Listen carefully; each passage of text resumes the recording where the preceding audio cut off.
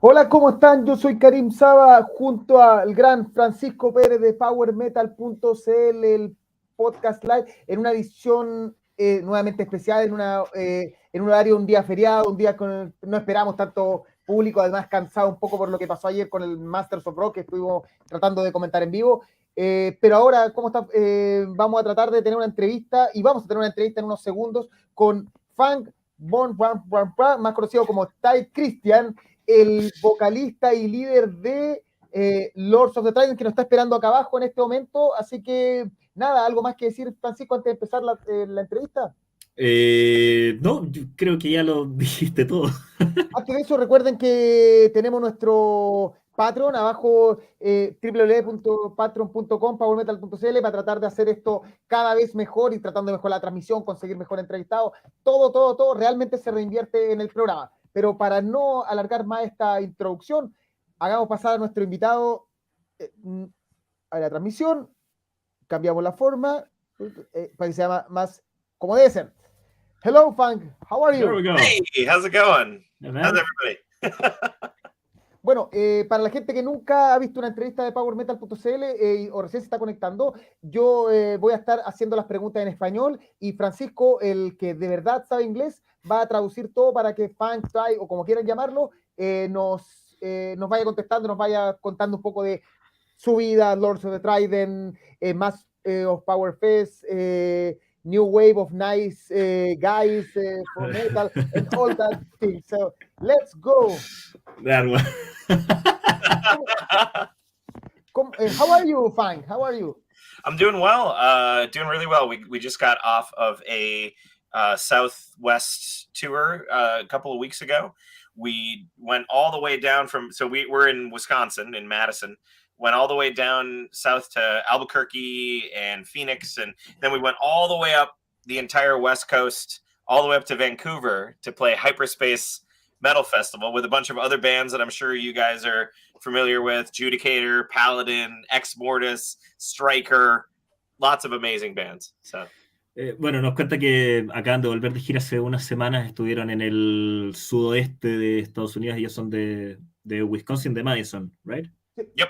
Y estuvieron haciendo toda la costa oeste y estuvieron tocando varios conciertos ahí, fueron al Hyperspace Metal Festival en Vancouver, donde tocaron con hartas bandas ahí, bien entretenido el festival. Sí, Judicator, ahí en donde, de hecho, en donde trabajamos haciendo las segundas voces ahí con Tai. I was actually going. I was thinking on going to the festival, but I couldn't make it. Oh, that would have been great to meet you. Yeah. In person. Yeah. So, para empezar, queremos empezar un poco conversando del último disco de Lords of the Trident, The Offering, el cual en mi lista personal terminó como número 2 o 3 del año pasado en lo que fue Power Metal, y en la página de Power Metal creo que estuvo dentro de los 10 mejores álbumes del estilo. ¿Qué hace a casi un año del lanzamiento? ¿Cómo ha sido la recepción? ¿Qué sientes de todo esto que pasó con The Offering? Okay, so let's talk about your latest album, The Offering, which here in PowerMetal.cl, it was like very well received. It got into the top 10 of the Power Metal albums of the year. Now that a year has passed, more or less, how has it been the reception, everything about the album? Yeah,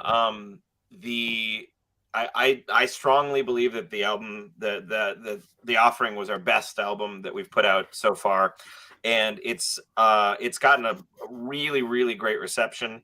We've gotten nothing but praise on it, for the most part, and we couldn't be happier with how it came out. We couldn't be happier with the reception.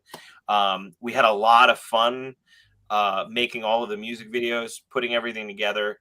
And seeing the reaction to it. And, it's been a year since the albums came out, and we just got the vinyl version,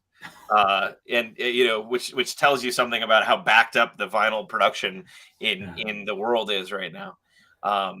But yeah, we're excited to kind of almost like re-release it in a sense, in the vinyl form. And yeah, we just shipped. I mean, I probably shipped out maybe like, I don't know, like 200 copies recently. So it's been really fun. One is coming here. Well, yeah, I know, yeah. Yeah, so I'm just super proud of it, and I'm glad that everybody really likes it.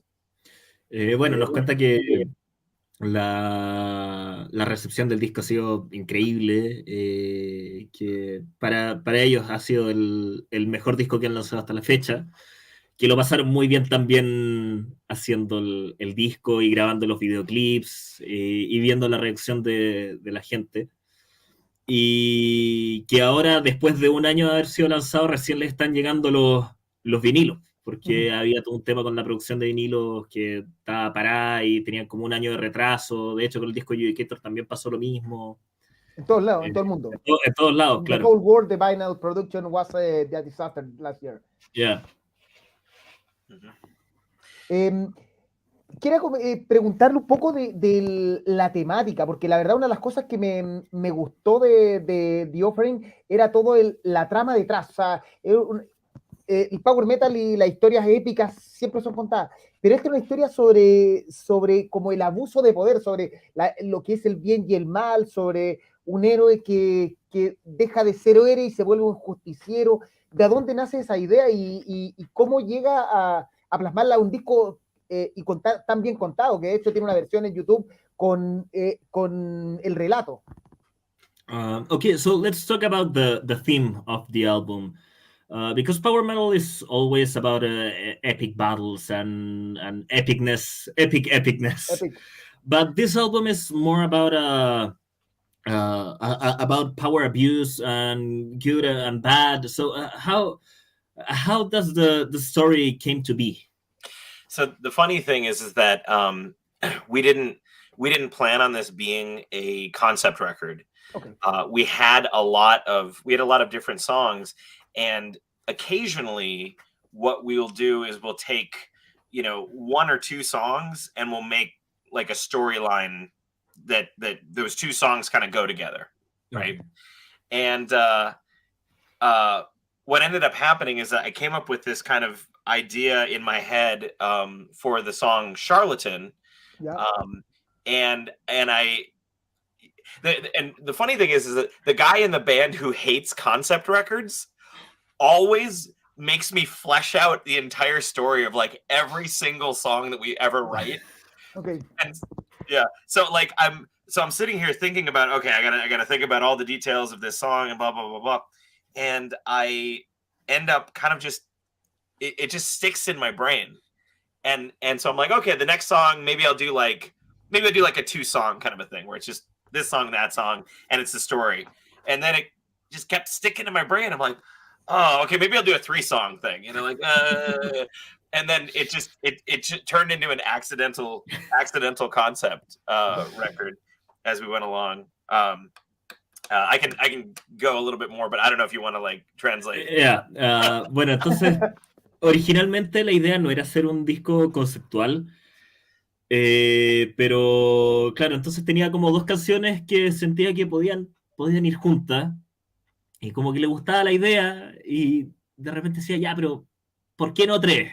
Y empezaba a unir una canción más, y 4, y 5, y de repente terminó con una historia completa, y fue como, bueno, será, pues. Continue. Yeah, so the storyline kind of evolved gradually as we were working on this material, and as we had more songs that came out as demos over the course of when we were writing it. So we didn't have the entire storyline thought out when we sat down to write the record. It was very accidental. It was very like incremental, 1 song at a time, kind of building the entire storyline, building the world. And I think, the themes of it really kind of spoke to in general in 2019, 2020 in the world, things were like generally not super great, and like I think especially a lot of people in the US were really unhappy with where the country was, and and it was just bad vibes, right? So I think a lot of that played into the idea of, like you said, like abuse of power, and what do you want? What do you do when you become someone who's powerful and you think that you know what's right? Do you force that on other people? Do you, what's the right way to do it? You know what I mean? So I'll let you. Bueno, entonces, claro, cuando tenían los demos todavía no estaba esta historia así como tan formada, pero el momento en que estaban escribiendo los demos, que fue como en 2019, 2020, que estaba la escoba en todas partes, mucho de ese como mal ambiente que había, por ejemplo, en Estados Unidos, que mucha gente no estaba contenta con cómo estaba el país, cosas así, mucho de eso entró en juego. Entonces, claro, como decíamos antes, todo el tema del abuso de poder y también de alguien que cuando ya tiene mucho poder siente que sabe todo lo que es correcto. ¿Cachai? Entonces, ¿qué se hace con eso? Yeah, so one of the other things that sort of fed the concept of the record was we put a lot of time and effort into our last album before this one, Shadows from the Past, and we spent a lot of effort doing PR for the album, and doing a lot of music videos and a lot of like really interesting things that we thought would maybe go viral or maybe like catch people's attention. We had Brittany from Unleash the Archers on the record, and it was really and we were really pushing it hard, and the reaction that we got from people was kind of like, okay, it was like it didn't hit the way that we wanted it to. And for me, I put a lot of personal effort into all the videos, all the PR stuff. So I was really feeling, like I had let the guys down, and I was kind of, not in a super happy place when we wrote The Offering. So I think that kind of also fed into the storyline. The song Offering to the Void, I actually wrote that song.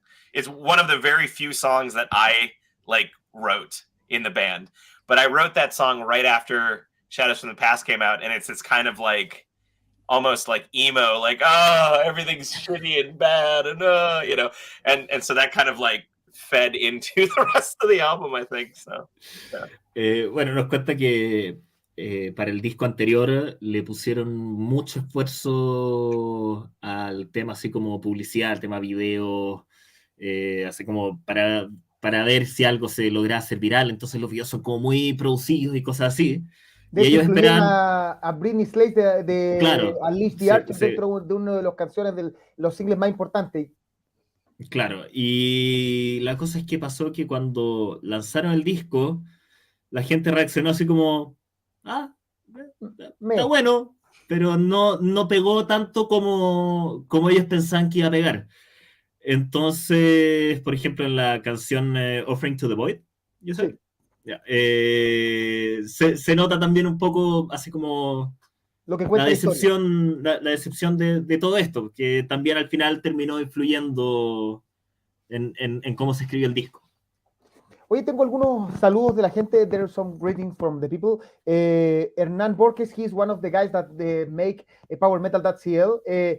Fan te felicita por The Offering y dice que en Chile ya tienen algunos acólitos. Acólitos. Fabián Cancino dice que escuchó el álbum y lo ama, y él te pregunta, I think it's a question, si la historia está inspirada un poco por el anime Berserk o es solo su imaginación. Yeah. Y dice además que The Guardian did nothing wrong. So yeah, I do very much like the anime Berserk, and I'm guessing that there was a little bit of like influence in here, but I didn't necessarily directly write it about Berserk. But of course, like everything that you read, everything you watch, all the video games you play, they all kind of feed into the sort of creative output that you make. So I'm sure there was some influence in there somewhere. Claro, no dice que puede ser que haya un poco de influencia de Berserk, pero al final está dentro no es, del conglomerado de no es cosas nada que tiene la directo. calle. Hay como todo lo que uno juega, ve en la tele, cosas así que en el subconsciente y puede afectar a cómo uno compone la música. Siguiendo un poco más con The Offering, una cosa interesante que tuvo este disco fue que salió prácticamente con... De partida el disco está... no hay... Todo es un single, todas las canciones parecen ser coreables y a la vez todas tuvieron un video musical. ¿Esto fue planificado o se dio que decidieron hacer video musical? Y cada video como experimental. Tiene un video que grabaron solo con las llamas, Only with the Flames of a Candlestick, con llamas. Tiene un video que hicieron como transparencia y que era una pantalla verde de ellos. Tienen videos que grabaron en vivo. Tienen videos en una casa. O sea, ¿fue pensado o nació de la ocurrencia del momento? Okay, so all this album is like every song could be a single.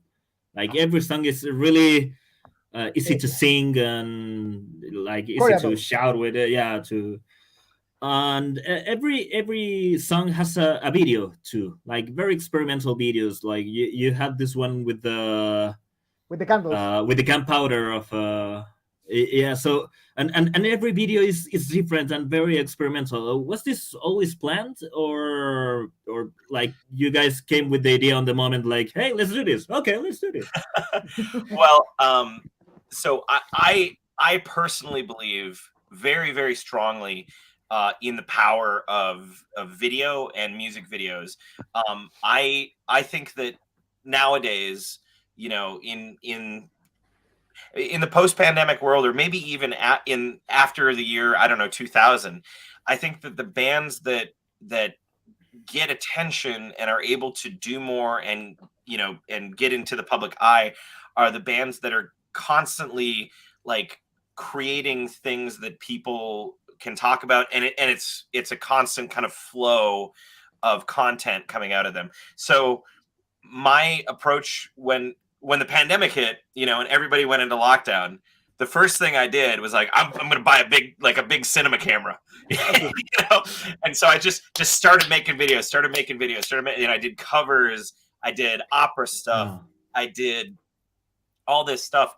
And then when the album dropped, or you know, as we were about to drop the album, my main approach to PR was like, I'm gonna make as many videos as possible. Sorry, I'm gonna make as many videos as possible, so that, you know, every 2 weeks for 3 months, you know, you see Lords of the Trident. 2 weeks later, Lords of the Trident. 2 weeks later, Lords of the Trident, and it, you know, if you make if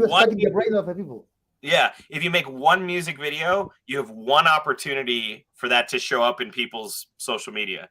If you make 10, you have 10 opportunities. Yeah.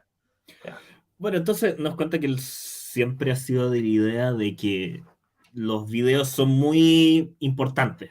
Es un material muy visual que le llega a la gente. Entonces, las bandas hoy en día, las que lanzan videos, si lanzas un video tienes la oportunidad de que te llegue a la gente. Si lanzas 10 videos, tienes 10 oportunidades de que le llegue a la gente. Y entonces cuando partió la pandemia, él dijo, voy a comprar una cámara y voy a empezar a grabar videos. Y empezó a grabar covers de ópera, covers de metal, de todo. Oye, ya para ir cerrando el tema de The Offering, ¿hay algo que le haya quedado dando vueltas? La pregunta que siempre hacemos sobre si el disco a un año le parece que está completo, pudo haber una canción más, algo que le faltó, algo que hubiera hecho distinto, o cree que el disco está tal cual salió como debió ser? Well, the question we always ask to close a bit the topic of the album. Do you think there's something you change about the album? If there's a song you wanted to in the album and didn't make it, or a song that you would like take out of the album, or do you think it's like perfect. as it is? I think it's perfect. I like, honestly, we've gotten some reviews where they're like, "Oh, the album's kind of long. I don't know," and I'm like, "It's a story. Like, come on, you know." But no, I wouldn't change a thing. I am extremely happy with this album, and I wouldn't touch anything. I think it's great. Ya, nos dice que el álbum es la raja, básicamente. A pesar de que hay gente que dijo que el álbum podía ser medio largo, claro, pero y la historia tiene que tener todas las partes, o si no, no está contada. Claro, y al final el álbum es entretenido, ¿cachai? Entonces no hay por dónde mirarle el lado malo. Excelente. Oye, hablemos un poco de Lords of the Trident. ¿Cómo nace la idea de Lords of the Trident y de dónde viene el nombre? ¿Qué es de Dungeons and Dragons? ¿Algún juego? ¿Qué es Lords of the Trident? Okay, so where this idea of Lords of the Trident I haven't seen a Trident in the band. Yeah, where did the name come from? When did you decide, like, hey, I'm going to create a band and I'll call it Lords of the Trident? Yeah, I get asked this question a lot. What does the name mean? And I wish I had a better story for it. But so Aki, Asian Metal in the band, okay, and I were in the dorms together in college. And we started Lords of the Trident as like a fun recording. I was in a different band at the time. And so we started Lords of the Trident as this fun recording project. And it was, you know, we were trying to like out Manowar. We were trying to be like bigger, you know, like you know, more epic, and you know, like they're so like, oh, chains and leather and spikes, and we're like, oh, we can do that better, you know. And so everything was like super over the top, and we would record these terrible demos, and we because we didn't know what the hell we were doing. We didn't know how to record anything. We just like figured it out on the computer. It was a lot of fun. And we post them on Facebook. And back in that time, Facebook was only for college students, right? Oh. So we were only posting it to people who were also in like our college, in our area, in our vicinity. So you know, it wasn't like supposed to be a public thing, but we didn't want to call it like Ty and Hockey's metal, and you know, it needed to be big and epic and woo, you know. So one day after we finished our demo, the first demo, it was 3 a.m, and of course I was all like tired and had 3 a.m. brain. And Aki looks at me and he's like, "What? You know, what should we call this?" I'm like, Lords of the Trident, the most metal band on earth. Yeah, exactly. And it just came like just out of my brain. It was a 3 a.m. like idea. Yeah, entonces nos cuenta que originalmente Tai estaba en otra banda y él tenía un roommate en college, claro, en la universidad, era Aki. Y la cosa es que empezaron así como con un proyecto de grabar weas. Básicamente eran así como temas muy, así como querían intentar así como ser más Manowar que Manowar, así como más épico. Is the word for us in Chile to say everything. Where yeah. Is like you can use it in every. Yeah, it's like thing or like yeah. Entonces querían ser así como más épicos que Manowar, así como cadenas, cueros y la cosa es que entonces ellos subían estas cuestiones a Facebook. Y en ese tiempo Facebook era como solamente para la universidad. Para la universidad. Entonces como que simplemente era como un círculo igual cerrado. Y no lo querían llamar así como el proyecto de Tai y Aki. Y la cosa es que entonces como un día a las 3 a.m, después de haber grabado el primer demo, Aki le pregunta a Tai y le dice, y ya, pues, ¿cómo llamamos esta cuestión? Pues? Y en ese momento en que ya son las 3 a.m, está ahí raja cansado y no hay neuronas funcionando, fue como Lords of the Trident, sí, y ahí quedó. Oye, y el tema de los disfraces y de ponerse nombres como Fang von Rattenstein, ¿cómo parte eso? Mira, lo que pasa es que en Chile, yo no sé si existe actualmente una banda de power metal que se disfrace, y lo hemos conversado en otras entrevistas. Entonces, una cosa que hemos preguntado constantemente, y partiendo que Lords of the Trident es una de las primeras que yo tengo noción de que lo hace, esta edición de disfrazarse y de ser personajes en vivo, o sea, hacer un dibujo animado en vivo.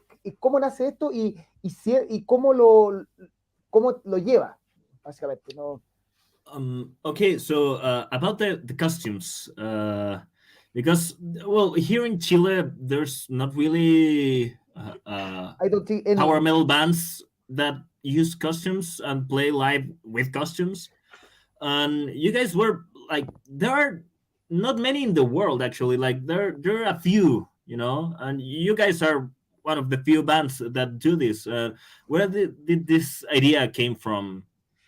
Yeah, when we were putting together the band in right at the end of college, we were deciding to let's play a few shows live, and you know just a couple shows as like a little summer fun project thing.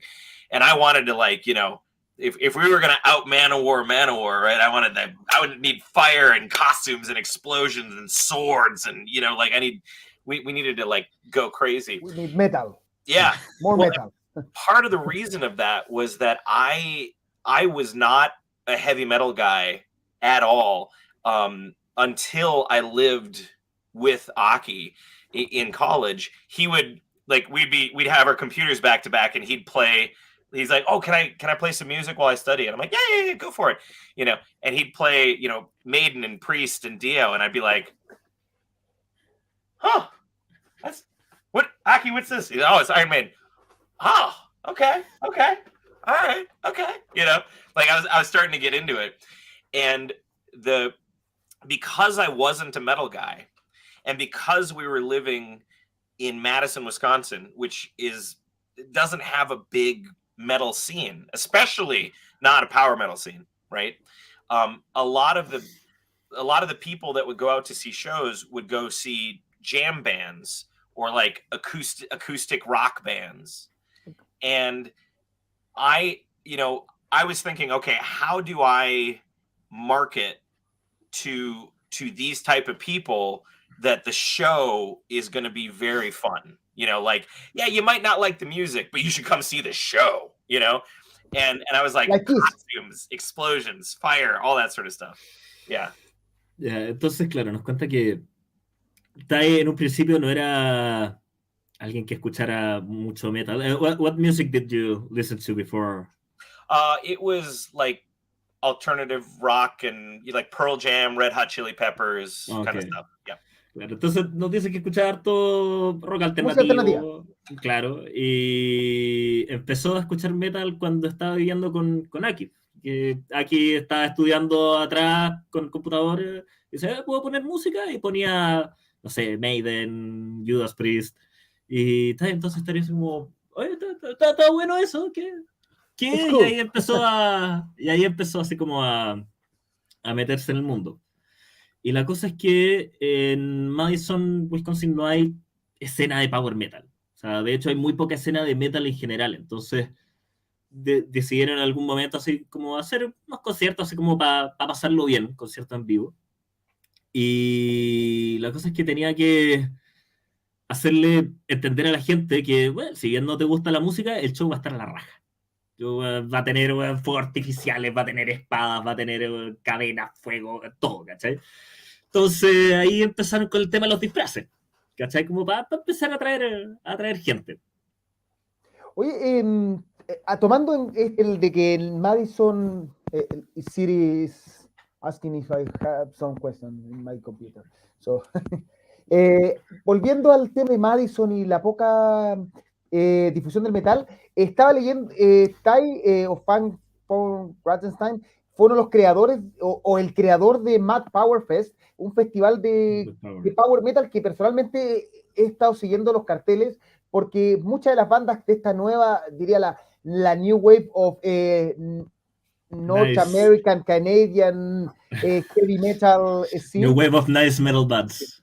La nueva ola de gente tela en el metal. Sí.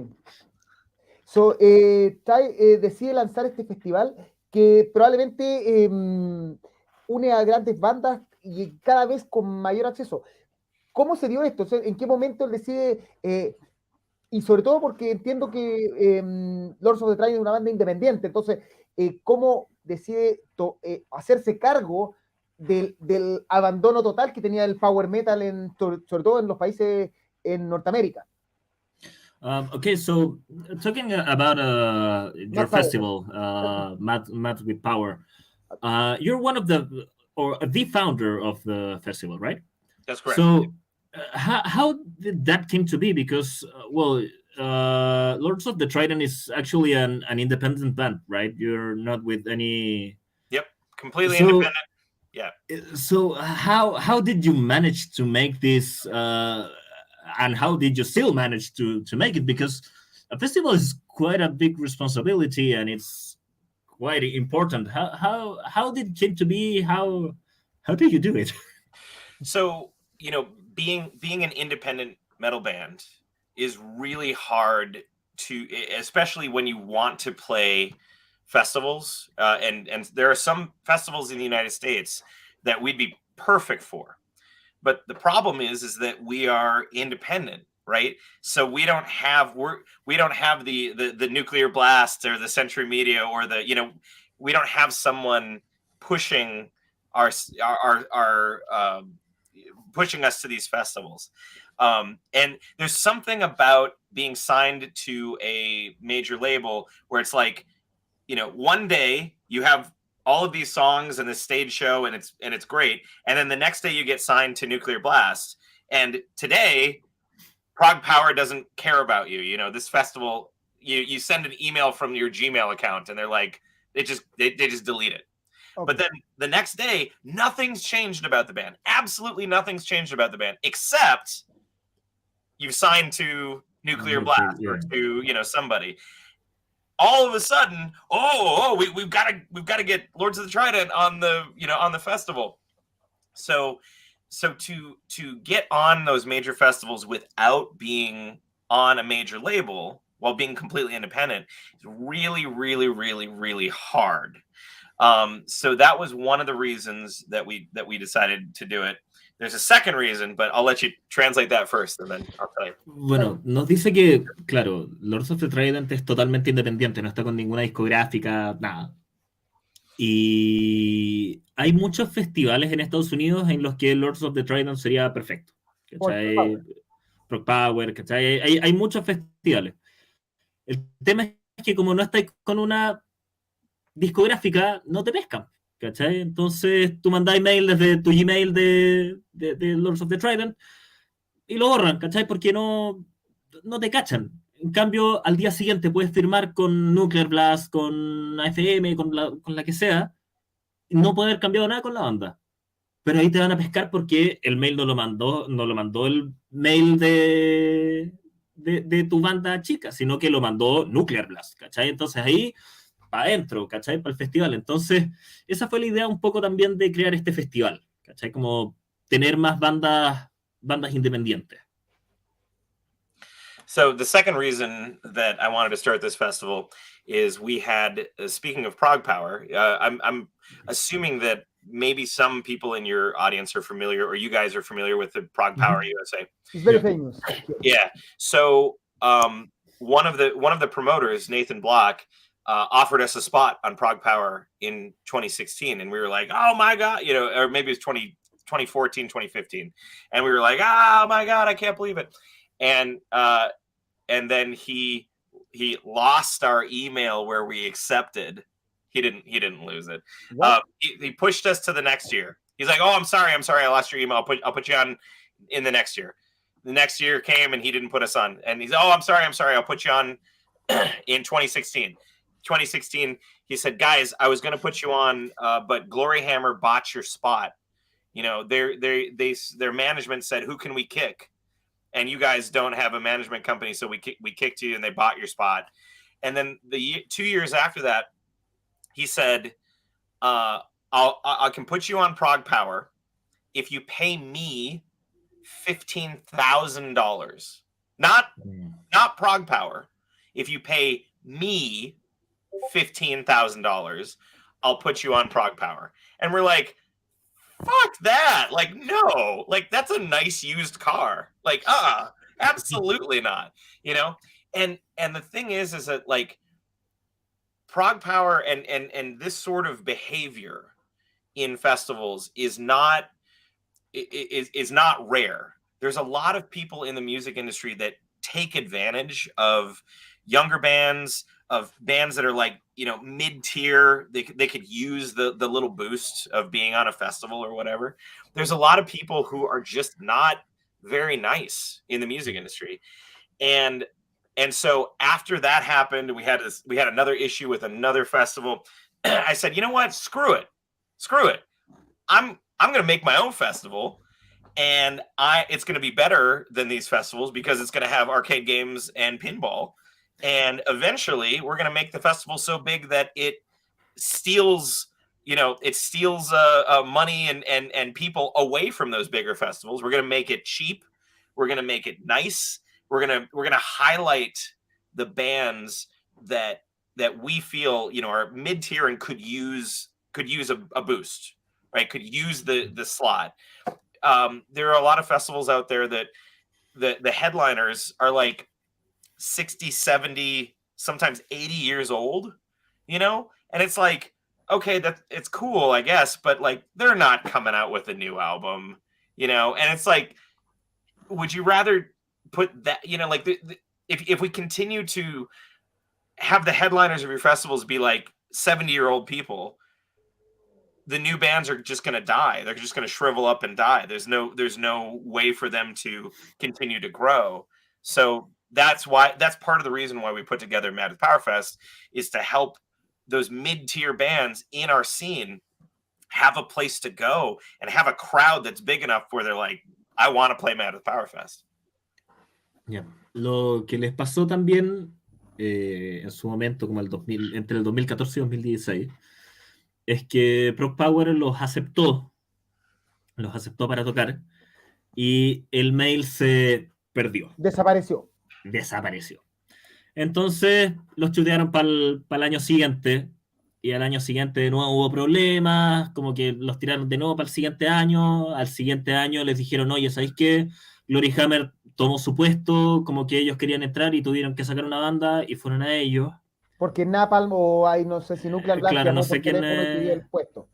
Claro, y la cosa es que con el que hablaban para todo esto, al año siguiente les dijo, páguenme a mí 15,000 no sé cuánta plata, son como 1.500, $15,000 a mí, o sea, no al festival, al individuo, páguenme $15,000 y los metemos. Y fue como, ¿sabes qué? No, eso es mucha plata como para... Es un abuso. Es un abuso, ¿cachai? Entonces, al final, la idea de Mad with Power nació también de esto de querer tener bandas que sí necesitan público para crecer, ¿cachai? O sea, bandas chicas que necesitan ese apoyo de un público grande y que no abusen de ellos, ¿cachai? O sea, todo esto nace también de eso, de que no haya abuso de poder, ¿cachai? Okay, Fabián Cancino is telling us that he will do his own festival with gambles and hookers. Yes. Yeah, right. The other thing that is really beneficial for bands, having a festival to play together, especially mid-tier bands, is a lot of these bands are, like Seven Kingdoms, Judicator, Seven Spires, Unleash the Archers, a lot of Striker, a lot of these bands are, putting together 2, 3, 4 week tours, and they're looking for other bands to join on the tour.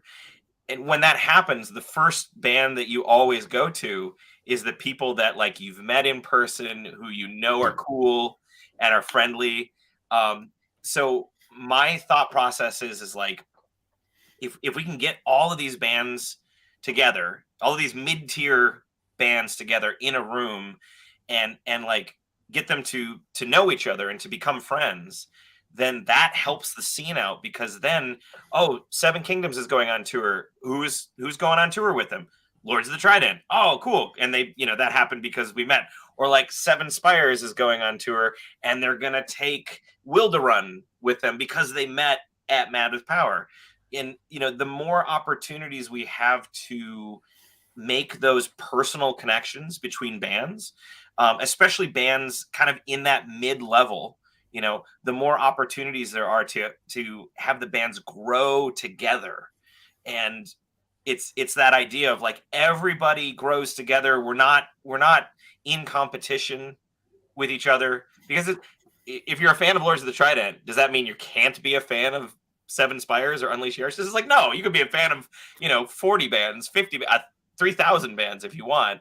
But as long as we can all grow together and all celebrate each other's successes and all help each other out, then the metal scene is going to get bigger and better, and it's going to thrive. And then when somebody, some high school kid is like, I think I'm going to start up a band, instead of like, I'm going to start up a death metal band, they might say, I'm going to start up a power metal band. And that makes things better, So. Claro, nos dice que esto al final también ayuda mucho a la escena del power metal, así como más de medio nivel, o sea, no las bandas grandes como, no sé, Halloween o Stratovarius, que no necesitan tanto este apoyo, ¿cachai? En cambio, a las bandas más chicas, más medianas, por decirlo así, tipo Lords of the Trident o Judicator o Seven Spires, este festival es como una oportunidad también para que se conozcan entre bandas, ¿cachai? Entonces ahí pueden empezar a hacer colaboraciones, o sea, por ejemplo, si Seven Spires se va de tour, ¿y a quién va a llevar? A Wilderun, ¿cachai? Entonces como que se empieza a formar esta como amistad entre bandas, y esto hace que también crezca más la escena, ¿cachai? Porque son nombres que empiezan a tener más peso. Así es como nace la New Wave of Nice Metal Bands. Para la gente, Lords of the Trident o Ty Christian creó este nuevo concepto que se llama literalmente New NWONMB, Nice Wave of Nice Metal Bands. Es como la nueva ola de metaleros buena onda o tela, cuyas reglas son be nice, ser simpático, promote integrity, o sea, promover la integridad, help a me help, o sea, ayudar y ser ayudado. Pueden leer todo esto en la página. Stand mindful of the community, o sea, tratar de estar atento a la comunidad. Forgive, entender que uno se puede equivocar y perdonar o ser perdonado, y entregar amor. ¿Nace así el concepto relacionado con el festival?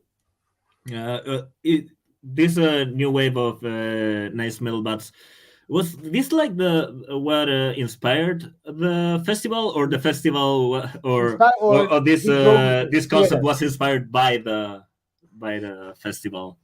So the concept was actually inspired by we have a very close, like, best friend band that lives down in North Carolina called Mega Colossus, and we always joked that people who don't know heavy metal, people who don't understand the people who are not inside of the subculture, right? When they hear heavy metal, they're like,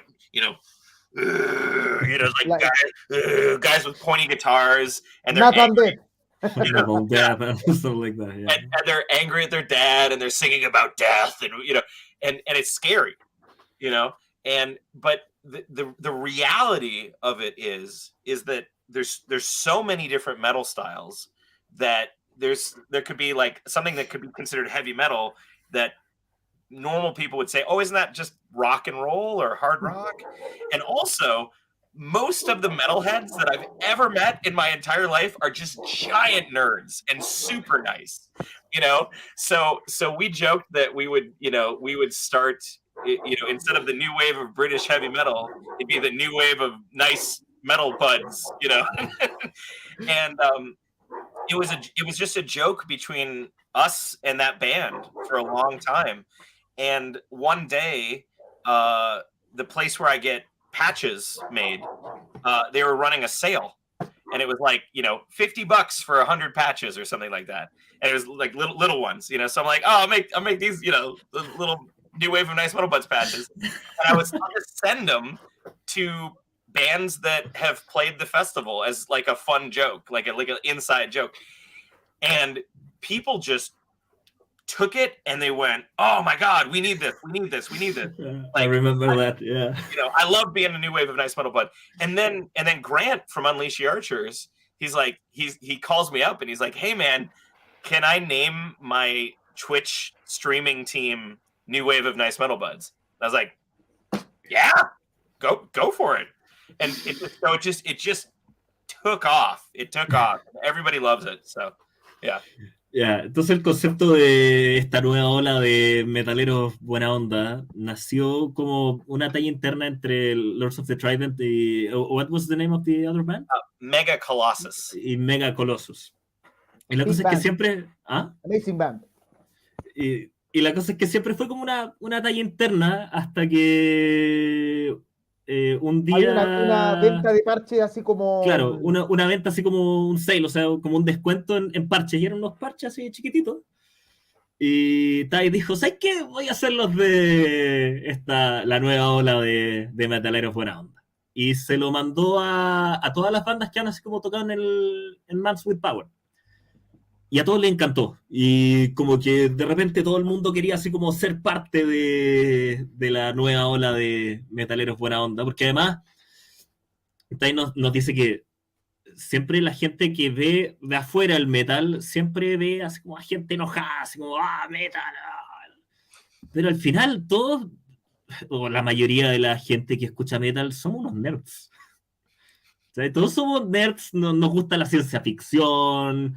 Buenas cuestiones así, ¿cachai? Jugar juegos. Lord of the Ring, Star Trek, Star Wars. Claro, ¿cachai? Entonces como que hay como un concepto equivocado del metalero, porque además hay tantos estilos de metal que, claro, uno puede ser muy pesado, así como satánico, lo que queráis, pero luego But even the death metal or black metal are singing songs about the Hobbit, the Morgoth, about the Game of Thrones. ¿Cachai? Entonces de ahí pueden haber bandas que son lo más piola que hay, ¿cachai? Entonces ahí nació un poco esta idea de hacer los parches y enviarlos, y la cosa es que agarró mucho vuelo, y en un momento uno de los miembros de Unleash the Archers le preguntó a Tai así como, oye, ¿le puedo poner así como a mi canal de Twitch? ¿Le puedo poner así como a mis seguidores los New Wave of Nice Metal Buds? Of Nice Metal Buds, y fue como obvio, y ahí como que tomó vuelo la cuestión.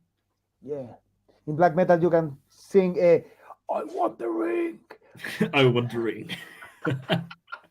So, aquí tengo unos saludos de la gente. Hernán Borges dice, está enojado por conocer estas malprácticas de los management. De hecho, en Chile también ocurre, estoy seguro. Pero lo que le hizo a ustedes, Prog Power, es insultante. La raja, lo que les pasa con su festival. Matías Palma dice que básicamente lo que ustedes hacen es no ser como Manowar. A new wave of nice metal buds. I want one of those patches if you still have one. Oh yeah, we got plenty. So yeah, absolutely. ¿Qué se viene con Lords of the Trident ahora? No, antes, como una banda chilena, yo tengo muchas bandas chilenas, conozco amigos, de hecho, en este podcast, el oficial, hay 2 cantantes de bandas chilenas de heavy power metal. ¿Cómo hace una banda chilena que quisiera de repente decir, Tai, I want my band to be in Mad with Power Fest? Okay. Is there a way for Chilean bands to go to this festival?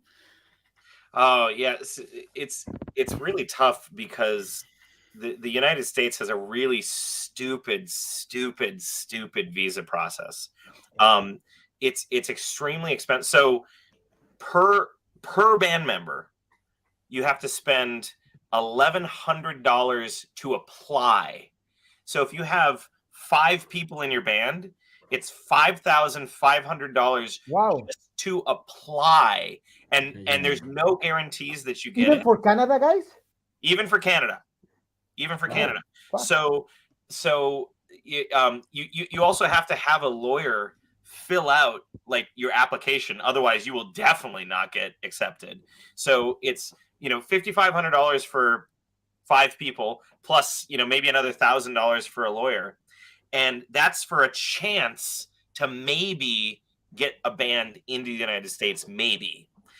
So let's say it's $6,000 for a 5-person band if you get a visa. So $6,000, but then I have to like pay for their flights. I have to pay them. I have to get the hotel room. It's like, so like any mid-level Chilean band or any band that's not from the US, unless they already have a visa through like their through their label, unless they already have one, it's financially, it's almost impossible. I was looking into maybe getting the fellowship guys over from Out of Power. And I think the total costs for everything would have been something like $15,000. And like, I like fellowship and we're friends, but like, I don't have $15,000. I'm sorry. I just don't. Because your festival is want to be the cheapest one. So it's impossible. Yeah. That's that. Yeah. That's part of the reason that Prague Power is like $400 for one night, or something like that. It's because they try to pay for all of the stupid visa fees. It sucks. It really, really sucks. I wish they'd do something about it. So. Claro, entonces nos cuenta que Estados Unidos tiene un tema de visa muy ridículo que hace muy difícil para bandas de afuera de Estados Unidos. Claro, una visa de trabajo que hace muy difícil para bandas de afuera llegar a tocar, porque al final solamente para postular a tener la visa son como $1,500 por integrante. Entonces, claro, por cada integrante. Entonces, si son 5 integrantes, ya son como $5,000 o $6,000. Además, un abogado que tiene que pagar que tiene que guiar el proceso. Porque claro, si no, no y además de eso, hay que pagarles el hotel, hay que pagarles vuelos, todo. Entonces, al final termina siendo como. De hecho, querían traer a Fellowship al festival y salía como $15,000, ¿cachai? Entonces, financieramente es muy difícil. Muy, muy difícil. Y por eso también, por ejemplo, Prague Power cobra como $400 la noche de festival, ¿cachai? Para poder pagar estas cuestiones. Y el Mad with Power es un festival que tiende a ser barato, entonces si intenta traer bandas de afuera, sube el precio, the price go up, entonces no se cumple la idea del festival, que es ser barato para que la gente pueda ir. Hernán is asking if you can go with a regular visa. Yeah, you can't, unfortunately. Trust me, I've looked into this. I've done a lot of research. I'm trying to like figure out how to get around this, and you just can't. So you can sneak in if you feel comfortable sneaking in, but if they catch you sneaking in, then you're banned for entering the United States for 10 years.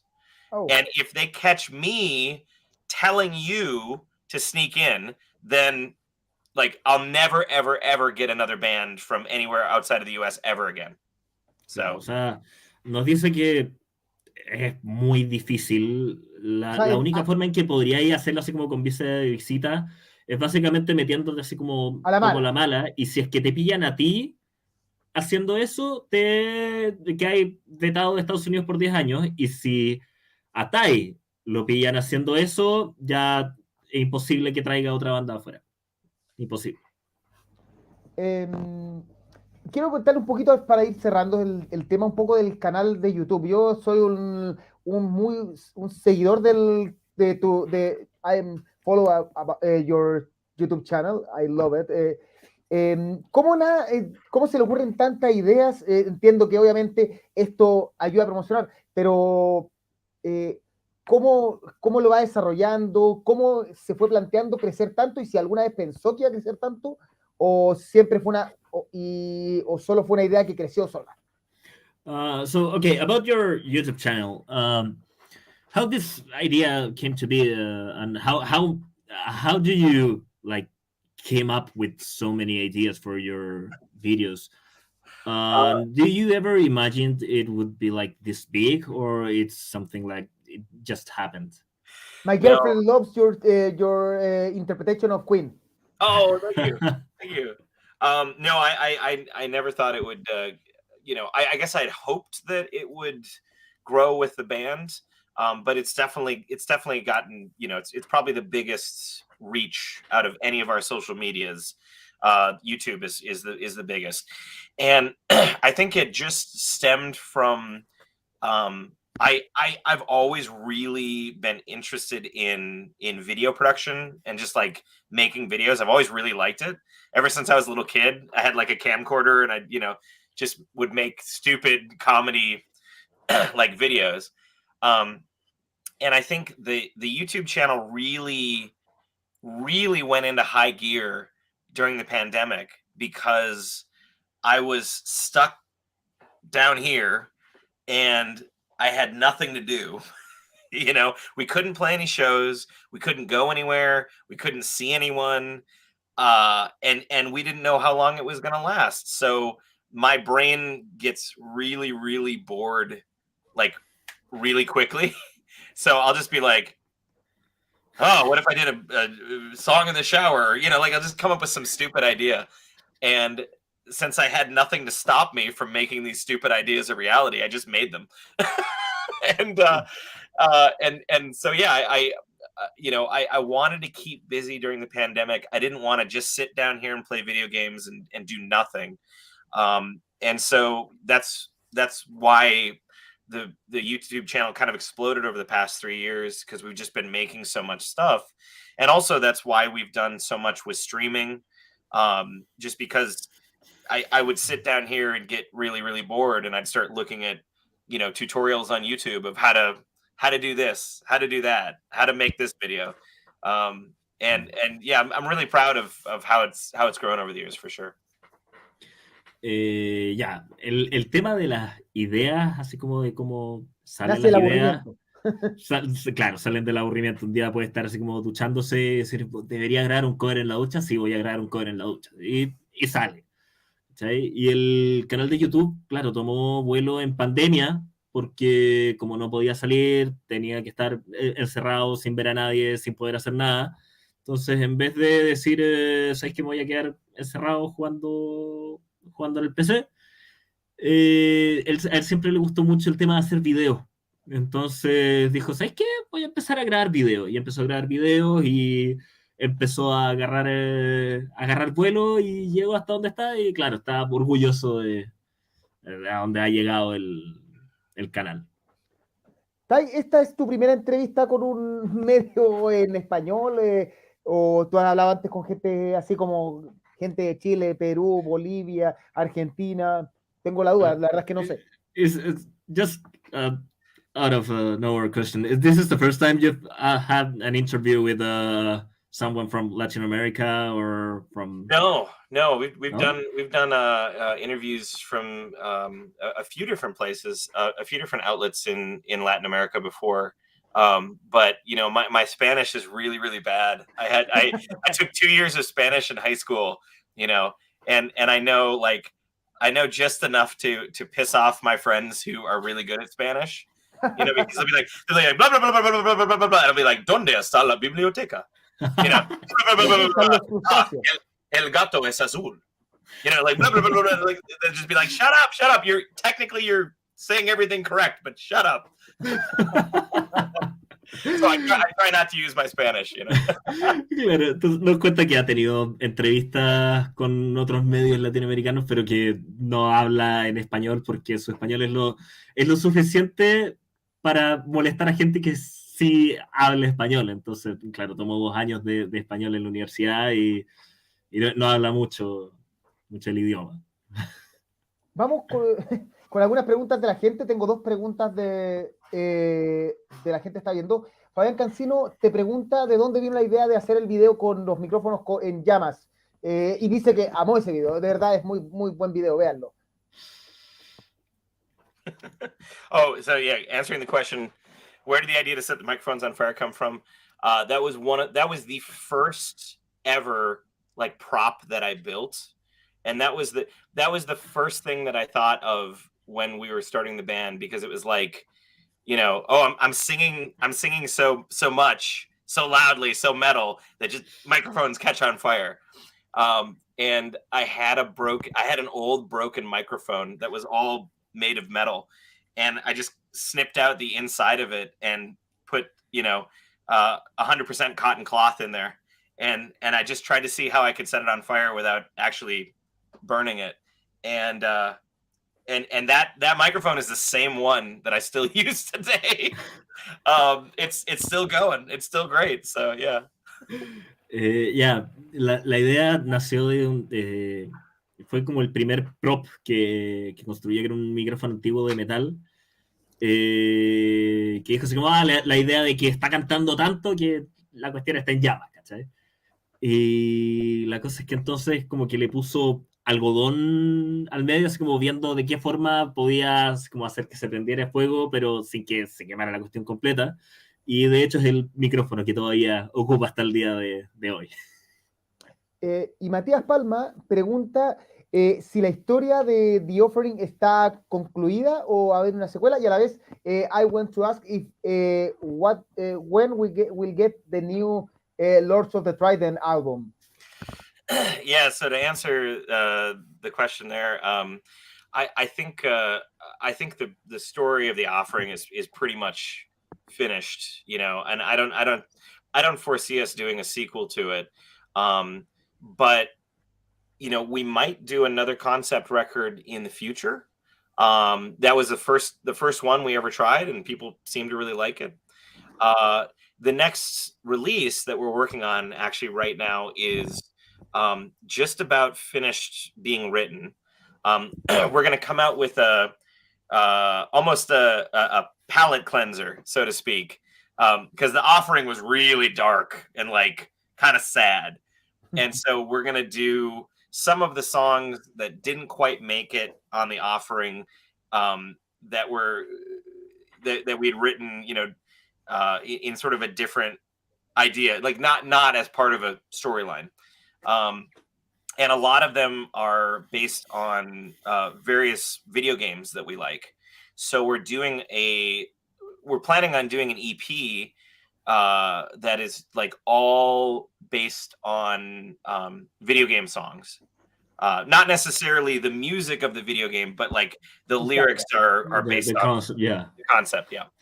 Bueno, nos dice que ya están trabajando en más música, y que están planeando ahora sacar un EP con algunos temas nuevos, algunos temas que no quedaron en The Offering, y muchos así como con temática de videojuegos, o sea, así como el concepto de las letras, así como de videojuegos. Y que probablemente no va a haber una secuela de The Offering conceptual, porque Eso. Si bien en el futuro puede que haya un disco conceptual, ese tema como que está cerrado. Claro. Matías Palma dice, buena pronunciación de español, y Ademir Ríos dice, you don't have to worry because in Chile we have the Spanish very, very bad. Yeah, our Spanish is awful. Oye, creo que una pregunta se me quedó pendiente. ¿Qué escucha Frank von Rattenstein? What music do you listen to right now? What are the bands that you recommend? New bands, for example? Yeah, the last couple of albums that I've been listening to. So the Japanese band Anthem just came out with a brand new album called Crimson and Jet Black. I've been listening to that a lot. I'm gonna look at my phone right now. I've been listening to the new Twilight Force. It's amazing. We had Alessio Conti in this podcast like 3 weeks ago. Oh, that's awesome. That's super cool. And then the other stuff, there's I'm still listening to, I'm a really, really big fan of the Midnight, the synthwave band. So I've been listening to their new album a lot. And then there is a stoner metal band out of Australia called Dr. Colossus, and all of their songs are like all Simpsons references. Oh. So the name of the album is I'm a Stupid Moron with a Big Butt and My Butt Smells and I Like to Kiss My Own Butt. And it's like it's basically like it's like stoner metal meets the Simpsons in just the best way. So I've been listening to that a lot. And then I got into Ex Mortis when we played with them at Hyperspace. So I've been listening to Ex Mortis as well. Bueno, entonces nos dice que harto Ex Mortus, que tocaron con ellos en Hyperspace. Doctor Colossus, Doctor Colossus. que es una banda de stoner metal de Australia, que las letras son puras referencias a los Simpsons. I put in the link in the conversation. Buenísimo. You also said a Japanese band. Anthem, que acaban de sacar disco nuevo. Su último disco. Y you mentioned one last band, I think? Midnight. Midnight, yeah. Y Midnight. Ok, creo que no. ¿Tiene alguna pregunta, Francisco? When will we work together, man? Soon, I hope, yeah. Frank, I will try to. After the interview, you have to send me your direction, because I want to send you this powermetal.cl and see you at your metal base, because I love it, and my girlfriend love your jacket. It's amazing, because it has a lot of bands that no one knows, and it's interesting because normally the people have Iron Maiden, Halloween, but you are all the time you are promoting bands that no one knows, and with your band, with your YouTube channel, with your jacket, with Mad with Power.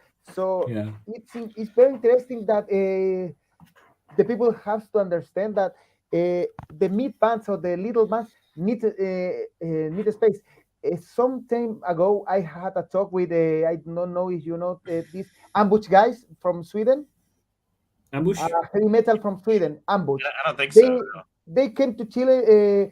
It's a very little band, starting growing, but they try to get to festivals like Keep It True, because or I don't know, another festival in Sweden, because it's for little bands.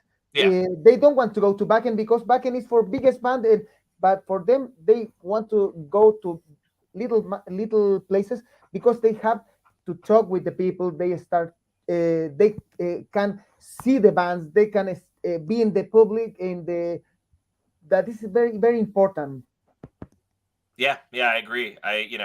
That's part of the whole ethos of it, is just like, we're all in this together, and we should all be supporting each other, and we should all be like promoting each other too. So that's why, my jacket is all like my friends' bands and bands that we played with, and then like dumb patches of like cats. I because I'm a doctor, I have this that's awesome. One last question: when will we see Lords of the Trident here in South America? Oh God, I'd love to come. I really would. So like the biggest issue is just getting somebody to put together the like a tour for us, we just did a Japan tour, and the reason we were able to do that is because both my wife and I speak Japanese, and we have a lot of like people who are our friends who live over there, and so we kind of like know where to go, and we know what cities to hit. But if I were to come down to Latin America, like, my Spanish is horrible, and also I have no idea, where to go, how to get around, what to do, how to rent. Do we rent a car? Do we go on a bus? Like, I have no idea. So as an independent band, it really comes down to the people like in those countries, in those cities, to help us actually navigate and put together, somewhat of a tour. And I think we just don't know as many people down there who would do that, or who do that for a living. And I think also like centering a big tour like that around a festival is usually pretty key. So if we could get invited down to a festival in Chile, I'm there. Okay, I have some friends in festivals that do festivals, so I will tell them that Lord of Trident is it can it's open to come. Bueno, nos cuenta que es difícil. Claro, hicieron una gira por Japón porque tienen amigos en Japón y él y su esposa hablan japonés. Pero claro, aquí en Sudamérica no conocen mucha gente, entonces también necesitan alguien que los traiga o algún festival o cosas así que ahí hay que Negociar. hay que negociar. Bueno, vamos a ir cerrando la entrevista. Tai, última pregunta. O la libertad de decir lo que quieras en el micrófono, mandar saludos, agradecer. Que quiero que sepa, I want you to know that Power Metal .cl it's your place in the Spanish people Community, yeah. public. Thank you. Yeah. If you want to say, if you want to say something to the people listening right now, you have the mic. All right. I mean, the biggest thing I'll say is just thank you. Thank you for listening. Thank you for giving us a chance, and thank you for being part of the community. If you like what we do and you want to help us out by throwing us a couple dollars for the gas tank, best way to do it is patreon.com/Lords of the Trident. And we've got our website lordsofthetrident.com that'll give you links to everything. But honestly, we just really appreciate that people are enjoying the music we make and the videos we make, and that's good enough for me. So thanks to everybody for watching and listening and being a fan. Bueno, nos dice que muchas gracias a la gente que los escucha, que al final eso para ellos es como lo más importante, la gente que los apoya, que escucha la música, que ve los videos, y que si quieren ayudar con un poquito de plata para el estanque de encina, tienen el Patreon, que es patreon.com/Lords of the Trident, y también tienen la página web lordsofthετrident.com. lordsofthετrident.com, así que ahí también están los links para todo, para el YouTube, Patreon, Facebook. Y ahí pueden comprar los CD, los vinilos, las poleras, la chapita, los parches.